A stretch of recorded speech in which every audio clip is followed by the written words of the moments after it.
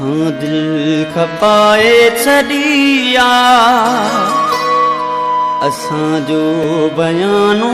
वतल्ला इन्हीअ में न को करे आसिरो पराई अमानत पयल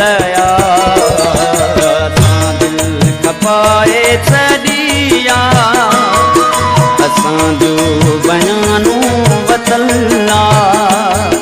इन्हीअ में न को करे आसिरो पराई अमानत पयल असां दिल खपाए छॾिया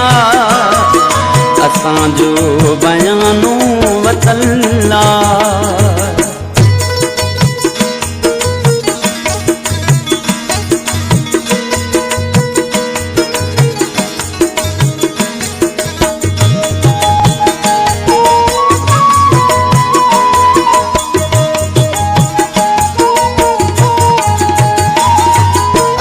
तोड़े मिसकीन मानू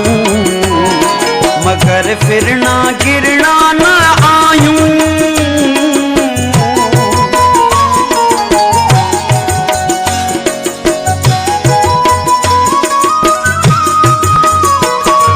असां तोड़े मिसकीन मानू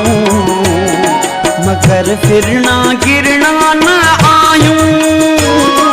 कसो छो पको छो जिए छो जैसा हा कई सुने पायूं जैसी दम में दम जैसी जीव जिस्म जैसी दम में दम जैसी जीव जिस्म ये अंग अंग त बोले बदल असां दिल खपाए छॾिया असांजो बयानो वतल्ला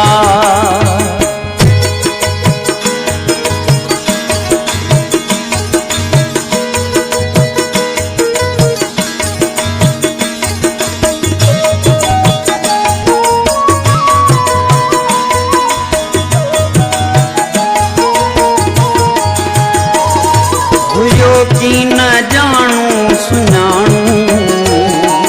सूरत ॾिसी हा कई सूं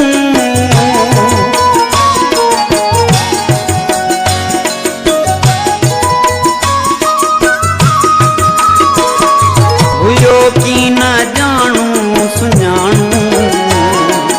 सूरत ॾिसी हा कई सूं सूती बे ॾाढी ॾई वियो बटे टहक टे चारे गुरू नथो को ॾिबो नथो को थिबो नथो को ॾिबो नथो को थिबो जो मुड़साणी ॾाढी ॾिनल असां दिल खपाए छॾिया असांजो बयानो वतल्ला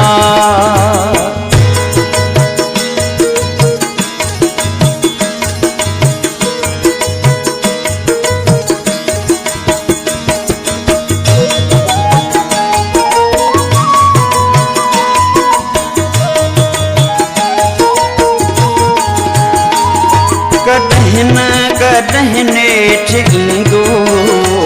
पंहिंजी शइ जो मालिक त थींदो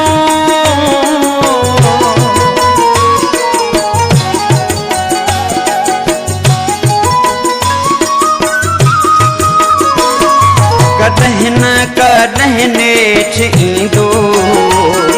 पंहिंजी शइ जो मालिक त थींदो संभाले अमानत रखी थम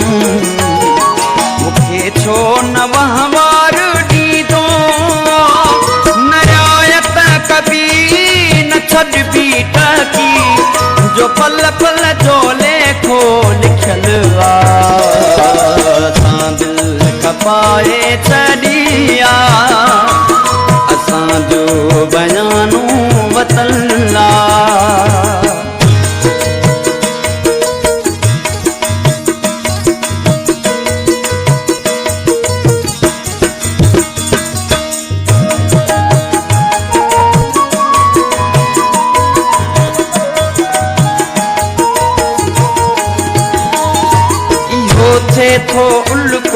ॾिबाई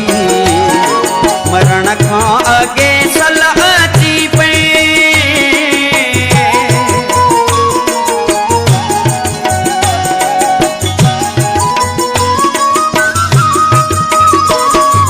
इहो थिए थो उल्को ॾिबाई मरण खां अॻे सलाह अची पई साल आहिनि संभाले अमानत धणीअ खे मिली पए